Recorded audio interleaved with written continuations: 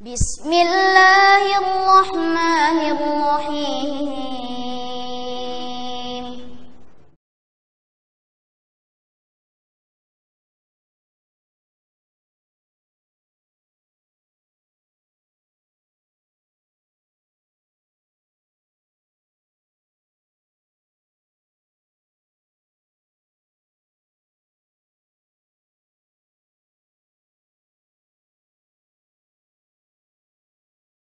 Al-Qaidatu Ats-Tsalasun, kaidah yang ke-30. Kata Syekh hafizahullah taala, dzikru muqtadayatir rububiyyah fil adillah yuqsadu biha al-burhanul istidlali la takrir al-ibtidai. Penyebutan ayat-ayat yang berbicara tentang konsekuensi rububiyah. Penyebutan ayat-ayat ataupun hadis yang berbicara tentang konsekuensi rububiyah. Maka yang dimaksudkan dengannya adalah sebagai al-burhan al-istidlali. Hujjah untuk berdalil dengannya. Untuk berdalil bahwa Allah dialah yang pantas disembah. La at-takrir al-ibtidai. Bukan sekedar menjelaskan Allah memiliki sifat-sifat rububiyah. Bukan sekedar menjelaskan Allah memiliki sifat-sifat rububiyah. Tetapi ingin mengajak orang menyembah Allah. Baik, kaidah ini beliau petik dari kitab At-Tibyan fi Ahkamil Quran yang ditulis oleh Imam Ibnu Qayyim Al-Jauziyah, juz pertama halaman 205. Rahimahullahu taala. Jemaah sekalian, makna kaidah ini adalah di dalam Al-Quran ketika Allah berbicara tentang konsekuensi rububiyah, yaitu konsekuensi keimanan kita kepada sifat-sifat rububiyah Allah. Apa konsekuensinya? Kita tidak boleh menyembah kecuali hanya kepadanya saja. Maka penyebutan dalil-dalil tersebut bukan tujuannya sekedar memperkenalkan Allah pemilik sifat-sifat rububiyah. Bukan sekedar memperkenalkan kepada manusia, ketahuilah Allah itu pencipta, Allah itu pemberi rezeki, Allah itu penguasa dan pengatur alam ini. Tujuan utamanya adalah untuk mengajak manusia menyembah hanya kepada Allah tabaraka wa ta'ala. Karena jemaah sekalian, rububiyah itu sudah fitrah manusia. Tauhid rububiyah itu adalah sudah fitrah manusia. Maka tujuan utamanya bukan sekedar memperkenalkan sifat-sifat rububiyah Allah, tetapi mengajak manusia menyembah hanya kepada Allah yang satu saja. Inilah inti dakwah seluruh para nabi dan rasul alaihi wassalatu wassalam. Para nabi dan rasul datang bukan sekedar memperkenalkan siapa Allah, tapi mengajak manusia menyembah hanya kepada Allah yang satu saja. Sebagai contoh jemaah sekalian, ayat yang sudah sering kita bahas, yaitu surat Al-Baqarah ayat 21-22. Allah Azza wa Jalla berfirman, Ya ayyuhan nasu u'budu rabbakumul ladzi khalaqakum walladzina min qablikum la'allakum tattaqun. Wahai manusia, beribadahlah kepada Rabbmu yang telah menciptakanmu dan orang-orang sebelum kamu agar kamu bertakwa. Jadi ayat ini memperkenalkan Allah adalah Rabb kamu yang menciptakanmu. Tujuannya apa? Agar kamu menyembah hanya kepadanya. Kemudian ayat berikutnya, Alladzi ja'ala lakumul arda firasyan was samaa'a binaa'a wa anzala minas samaa'i maa'an fa akhraja bihi minas thamarati rizqan lakum. Dialah yang menjadikan untuk kalian bumi ini hamparan dan langit sebagai atap, dan menurunkan kepada kalian hujan dari langit tersebut, lalu dengan air hujan itu, dialah yang mengeluarkan untuk kalian berbagai macam tumbuhan sebagai rezeki bagi kalian. Jangan sampai di sini saja kita beriman kepada Allah. Itu sifat-sifat rububiyah Allah. Allah yang menciptakan langit dan bumi, Allah yang menurunkan air hujan, yang menumbuhkan tanaman sebagai rezeki bagi kita. Tujuan utamanya adalah fala taj'alu lillahi andada wa antum ta'lamun. Janganlah kamu jadikan bagi Allah tandingan-tandingan yang kalian sembah selain Allah, padahal kalian sudah tahu pemilik sifat-sifat rububiyah hanya Allah Azza wa Jalla. Begitu pula di surat Yunus ayat ke-31. Qul may yarzuqukum minas sama'i wal ard. Katakan kepada mereka, wahai Muhammad, siapakah yang memberikan rezeki kepada kalian dari langit dan bumi? Amma yamliku sam'a wal absara. Dan siapakah yang menguasai pendengaran dan penglihatan? Wa may yukhrijul hayya minal mayyit wa yukhrijul mayyita minal hayy. Dan siapakah yang mengeluarkan yang hidup dari yang mati dan mengeluarkan yang mati dari yang hidup? Maksudnya yang menciptakan. Wa may yudabbirul amr. Dan siapa yang mengatur segala urusan? Fasayaquluna Allah. Maka mereka akan menjawab Allah. Fakul, maka katakan kepada mereka, afala tattaqun. Kalau begitu, kenapa kalian tidak menyembah hanya kepada Allah? Jadi itu tujuannya. Ingin mengajak mereka menyembah hanya kepada Allah yang satu saja. Jadi ini tujuannya kita mempelajari sifat-sifat rububiyah Allah. Bukan sampai di situ saja, tapi sampai kita memurnikan ibadah kita hanya untuk Allah semata-mata. Satu lagi jemaah sekalian, surat Ar-Rum ayat ke-40. Surat Ar-Rum ayat ke-40. Allah Azza wa Jalla berfirman, Allahu alladhi khalaqakum thumma razaqakum thumma yumitukum thumma yuhyikum. Allah yang menciptakan kalian, kemudian memberikan rezeki kepada kalian, kemudian mematikan kalian, kemudian akan menghidupkan kalian kembali. Hal min syurakaikum may yaf'alu min dzalikum min syai'? Apakah ada di antara sekutu-sekutu kalian yang dapat melakukan itu walaupun sedikit? Tentu mereka tidak ada yang bisa. Tidak ada yang bisa mencipta, memberi rezeki, mematikan dan menghidupkan kalian selain Allah. Mereka sudah paham itu. Kemudian ditutup dengan subhanahu wa ta'ala amma yusyrikun. Maha suci dan maha tinggi Allah dari apa yang mereka persekutukan.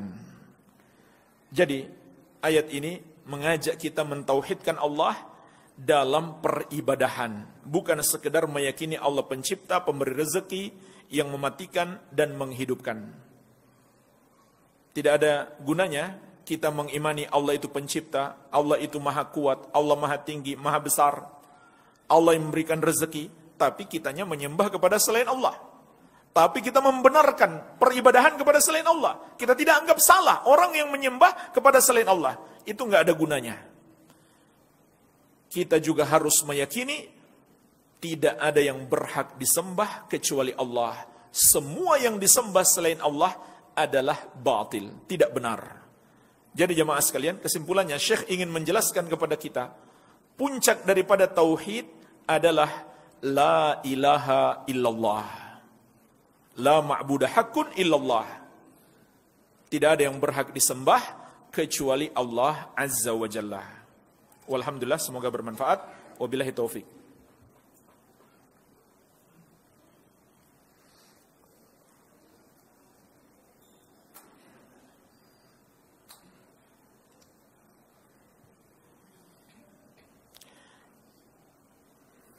Kemarin dikatakan bahwa meyakini tamimah atau jimat bisa mendatangkan manfaat dengan meyakini bahwa Allah yang menjadikannya sebab atau Allah yang memberi manfaat. Tamimah itu hanya sebab, maka itu adalah syirik kecil. Lalu bagaimana dengan orang kafir, Quraisy yang meyakini Allah memberi rezeki dan yang lainnya. Dan mereka juga meyakini bahwa berhala mereka dapat memberikan manfaat, namun mereka termasuk dalam syirik besar. Baik. Jemaah sekalian, ini perlu dikoreksi dulu. Orang-orang musyrik Quraisy tidak meyakini berhala mereka memberikan rezeki. Tadi baru kita baca ayatnya. Qul may yarzuqukum minas sama'i wal ard. Katakan kepada mereka, wahai Muhammad, siapa yang memberi rizki kepada kalian dari langit dan bumi? Pada akhirnya apa? Jawaban mereka, fasayaquluna Allah. Mereka akan jawab Allah. Mereka akan jawab Allah Subhanahu wa taala. Iya. Jadi, apa yang mereka yakini terhadap berhala mereka? Hanya sebab. Hanya sebab. Nah, pertanyaannya sudah betul. Kalau begitu, kenapa mereka dihukumi syirik besar, sementara orang yang percaya kepada jimat sebagai sebab, hanya dihukumi syirik kecil? Jawabannya adalah, karena mereka bukan sekedar meyakini bahwa jimat itu adalah, mereka tidak sekedar meyakini bahwa berhala itu adalah sebab, tapi mereka juga menyembah berhala itu. Mereka menyembah berhala tersebut. Bukan sekedar meyakini berhala itu adalah sebab mereka mendapatkan rezeki dari Allah. Tapi mereka juga sujud kepadanya, menyembelih untuknya, berdoa kepadanya.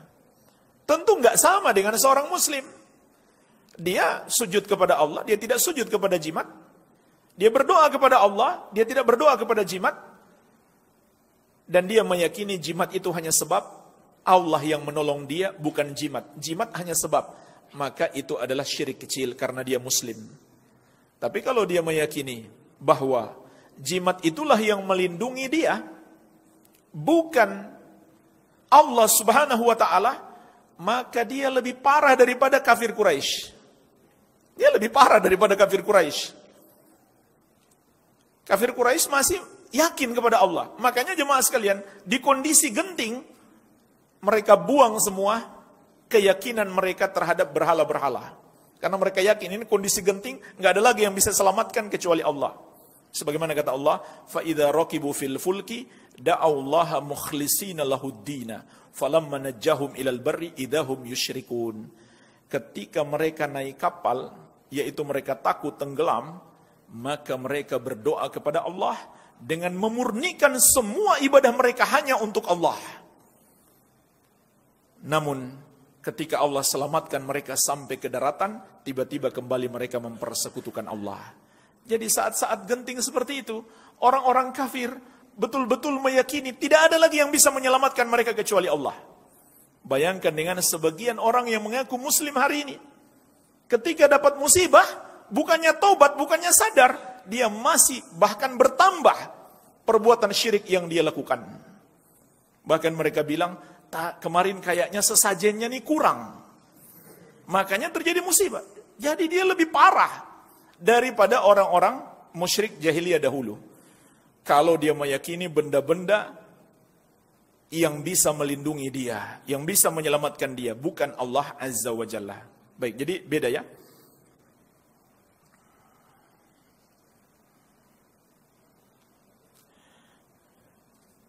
Bagaimana dengan nama Robbi?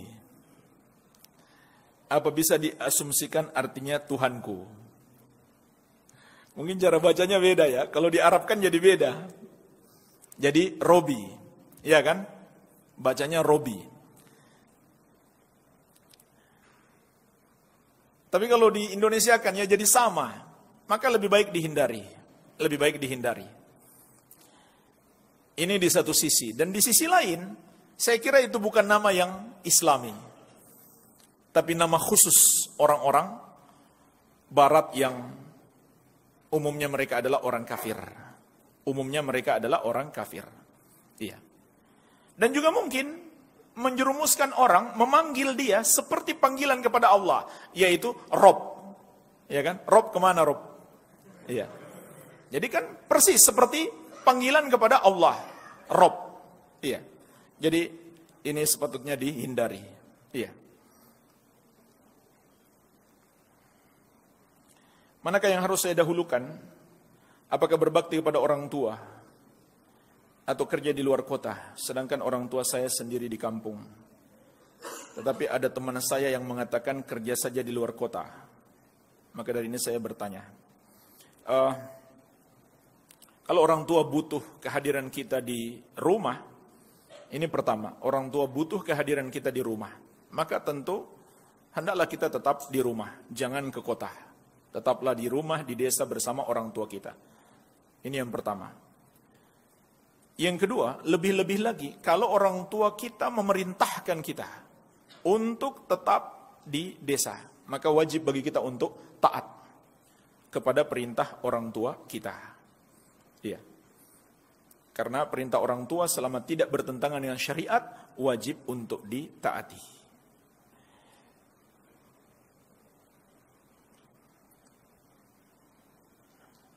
Tetapi jamaah sekalian, kalau orang tua yang menyuruh, dan orang tua ditinggal mungkin banyak keluarga yang lain yang bisa menjaga orang tua kita, dan orang tua kita yang menyuruh untuk pergi bekerja, apalagi dengan pekerjaan itu mungkin kita bisa membantu juga perekonomian orang tua kita, maka tidak mengapa insyaallah ta'ala. Namun, lebih maksimal anak itu ketika dia berbakti kepada orang tuanya, untuk berbakti kepada orang tuanya, lebih maksimal tentu kalau orang tua bersamanya. Apakah dia bersama di desa atau mungkin dia bisa aja ke kota sekalian. Itu tentu lebih maksimal lagi dalam berbakti kepada orang tua. Ya, bisa kita perhatikan setiap hari, bisa kita perhatikan makannya, istirahatnya, terutama memperhatikan ibadahnya. Bisa kita ajak ke majelis ilmu dan lain-lain. Itu tentu lebih maksimal. Jadi jangan sia-siakan jemaah sekalian yang masih punya orang tua, mungkin kita tinggal bersama di desa, atau tidak masalah orang tua kita ajak ke kota. Kalau kita bisa memberikan lebih baik untuk orang tua kita, itu adalah pintu surga kita.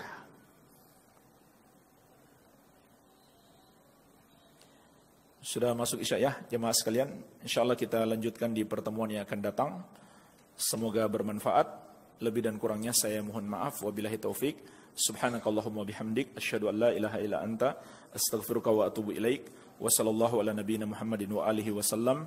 Walhamdulillahi rabbil alamin. Wassalamualaikum warahmatullahi wabarakatuh.